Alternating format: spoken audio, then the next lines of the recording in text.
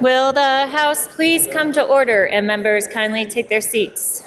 Good morning. The devotional today will be led by Pastor Abraham Rose of the Cavendish Baptist Church. A translation of Psalm 95 from the Hebrew. Come along, let us sing to the Lord. Let us joyfully make noise to our salvation rock. Let us come into his presence with thanksgiving, with songs of praise. Let us make a joyful noise unto him. For a mighty God is the Lord, a mighty King over all gods. In his hand, the depths of the earth.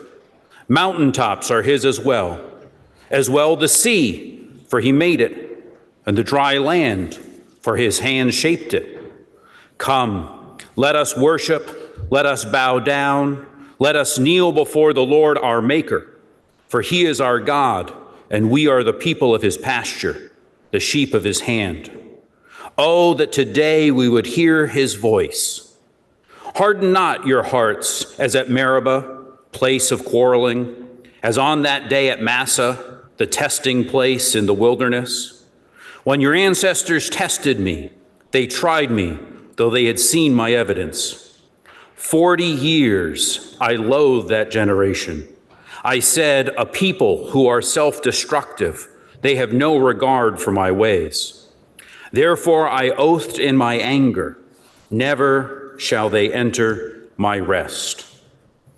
Almighty God, we gather here in worship of you according to the dictates of our consciences and understandings. We are in a season where we see snow fall on freshly sprouted grass and think about how long and cold winter can be and how desperately we need new life. It is a season in which we remember how terrible it is to be a slave and what a blessing it is to be free. It is a season when we consider the frailty of humanity and embrace the hope of something greater than death, the hope of resurrection. And so we pause to consider and acknowledge the power and privilege we possess in this life. Blessings from your hand, economic, intellectual, and political advantages that we possess and others lack. We recognize that along with those gifts comes a moral responsibility, a holy opportunity to use them for the benefit of those who are less fortunate, lest we trap ourselves by overvaluing vanishing vanities. We pause because our work here is too important to rush into. People are relying on us. So we pause now to examine our own souls, seeking to be free of pride and selfishness. Let us proceed in our legislative labors this day in a way that would be beneficial to all those in our state, our country, and our world. Amen. Amen.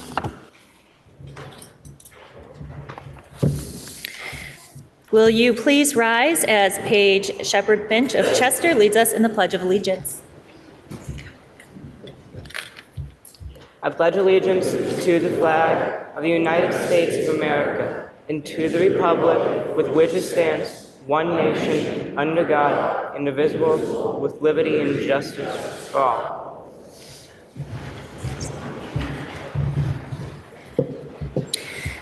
Members, we have received a request to read a House concurrent resolution that the House and Senate adopted pursuant to the consent calendar. HCR 239 is a House concurrent resolution congratulating the winning teams of the 18th Annual Junior Iron Chef Vermont Culinary Extravaganza. Please listen to the reading of the resolution.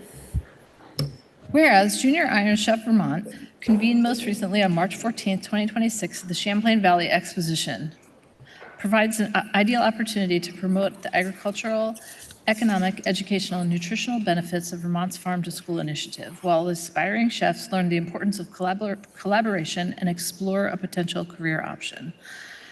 And whereas since 2008, over 5,000 secondary school students cooking on more than 1,000 teams have competed.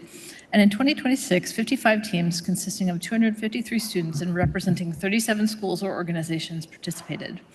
And whereas each team competing in either a middle school or a high school cohort vied for 3 honors: Lively Local, recognizing the team that best highlighted Vermont foods; Mise en Place, showcasing the team that exhibited exemplary teamwork, order, and professionalism; and Crowd Pleaser, bestowing credit on the team that best incorporated color, texture, and taste. And the award recipients, including their school name, team name, and culinary creations in 2026, were as follows: Lively Local, Mary Hogan School, Gourmet Hawks, Vermont Country Risotto with maple cream and blackcurrant compote; First Branch Middle School, Deviled Chefs, Curry Flavored Fettuccine; and Mount Mansfield Union High School, MMU Wild Pestonians, Pesto Fettuccine with portobello mushrooms, caramelized onions, and lemon ricotta.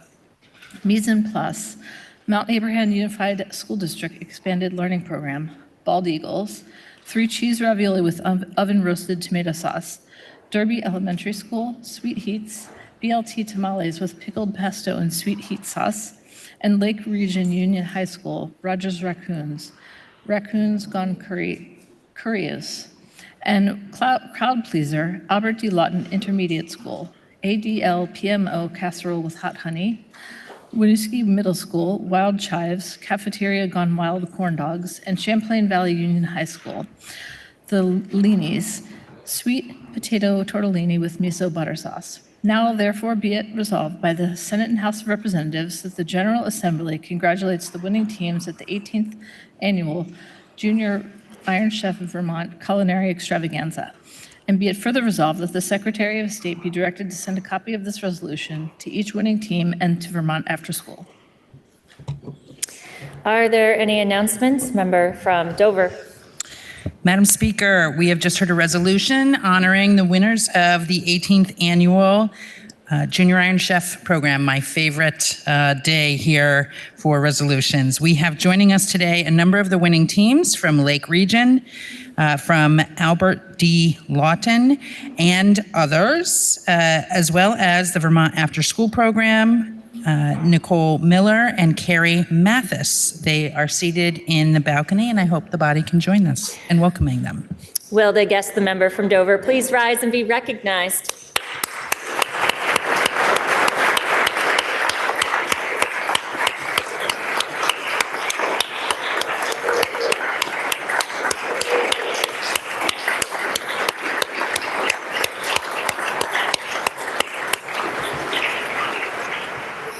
Member from Cavendish. Thank you, Madam Speaker. Today we heard a devotional from Pastor Abraham Gross from Cavendish, but he's more than a pastor. He's a first responder. He's there for the neighbors. He was a huge helping hand and a huge supporter of people during our floods. He's there for the community, not just spiritually, but in presence. He's there to help, whether it be getting on a roof to fix a leak or muck mud after a natural disaster. He's there for all of us as a leader and a friend. This is not his first time here, but I'd like you all to help me welcome him back to the People's House. Thank you. Will the guest of the member from Cavendish please rise and be recognized?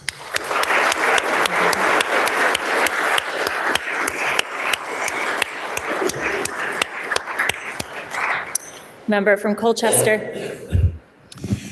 Madam Speaker, there are certainly issues that transcend all districts, all towns across Vermont, and one of those is our aging population. And fortunately, we have some resources here in this House to learn more about those resources, led by no better friend of the older Vermonters than our representative from Walcott.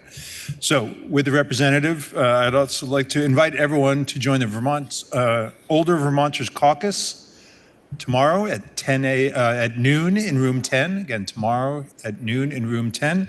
We'll hear from the Alzheimer's Association, be highlighting their efforts to support the 12,800 Vermonters living with Alzheimer's disease, and the 20,000-plus care partners who support them. Members of the Vermont chapter will also provide information about the association's programs and services, as well as details on upcoming events and legislative priorities. All are welcome. Member from Berkshire. The Rural Caucus will be meeting tomorrow at 8 a.m. in Room 10 to hear from the Land Use Review Board and Ski Vermont and to have a caucus discussion on next steps. Members, please see your inboxes for an email later today on further information. Are there any further announcements? Member from Charlotte. Madam Speaker, first I want to start with the women's tournament. I don't want to say there was any nefarious things happening, but the former member from Chittenden did come in first place. Sure, wherever he is right now, relaxing in New Hampshire, he's very pleased with himself. So I just want to put that out there. We also had the member from Bethel was number 3rd, a member from Burlington was 4th, and then the member from Bridport was 8th in the women's tournament. And for the men's March Madness tournament, which I heard is basketball. Did you know this? It's a sport where you throw a ball in a basket. Controversial opinion here. I think the last 20 to 30 seconds are the only seconds that matter in this game, but I don't know anything about it. So the member from Essex Junction was first place in the men's tournament. What a lucky woman. Is it luck? Maybe she just knew everything there is to know about basketball. I did want to add there's a member from South Burlington was 3rd. Member from Newport City was 5th, and the member from Dover was 10th. So the House of Representatives had a great representation in the March Madness tournament this year. I don't think we've decided yet where the winnings are going to go, but I believe it was either, I think it was for support for people in the state who had been affected by flooding. So it's a good cause. And thanks everyone for participating. And next year, I will not come in 87th. Are there any further announcements? Member from Vergennes.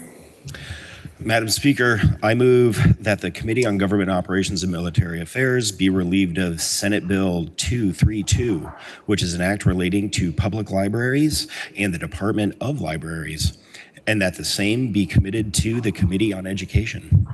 The member from Vergennes moves that the Committee on Government Operations and Military Affairs be relieved of Senate Bill 232, which is an act relating to public libraries and the Department of Libraries, and that the same be committed to the Committee on Education. Are you ready for the question? If so, all those in favor, please say aye. Aye. All those opposed, please say nay. The ayes appear to have it. The ayes do have it, and you have relieved the Committee on Government Operations and Military Affairs of Senate Bill 232 and committed the same to the Committee on Education. Are there any further announcements? Member from Essex Junction. Madam Speaker, in my time here, I have made some really dear friends. And one of them is having a birthday today. So I hope that we can all say happy birthday to the member from Cornwall. Happy birthday, member.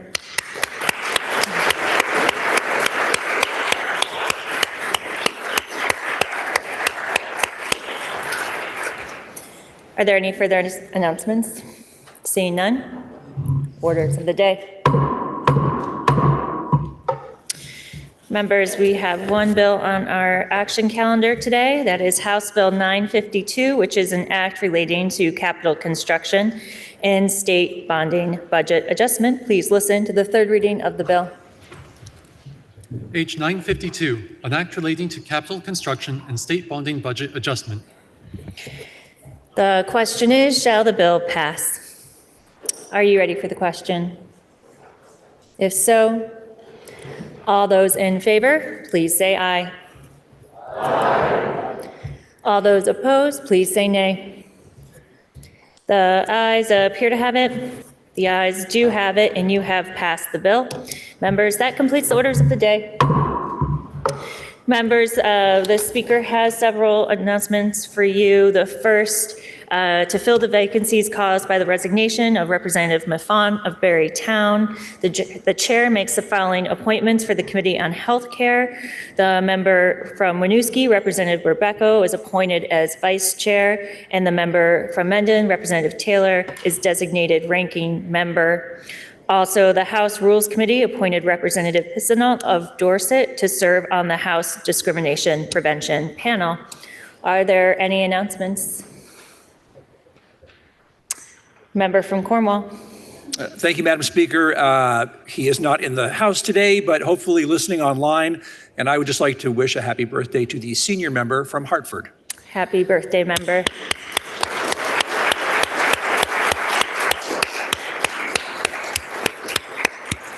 Are there any further announcements? Member from Essex Junction.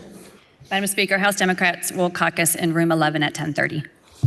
Member from Poultney. Madam Speaker, House Republicans will not caucus this morning. Member from Burlington. Madam Speaker, House Progressives will caucus at noon in room 44, and today we'll be joined by staff from the Fair Share Coalition. All are welcome. Are there any further announcements? Seeing none. Member from Poultney, can you please offer us a motion to adjourn until Wednesday, April 8th at 1 p.m.? Madam Speaker, I make a motion this body stand in adjournment until Wednesday, April 8th, 2026 at 1 p.m. You have heard the motion. Are you ready for the question? If so, all those in favor, please say aye. Aye. All those opposed, please say nay. The ayes appear to have it. The ayes do have it, and this body stands in adjournment.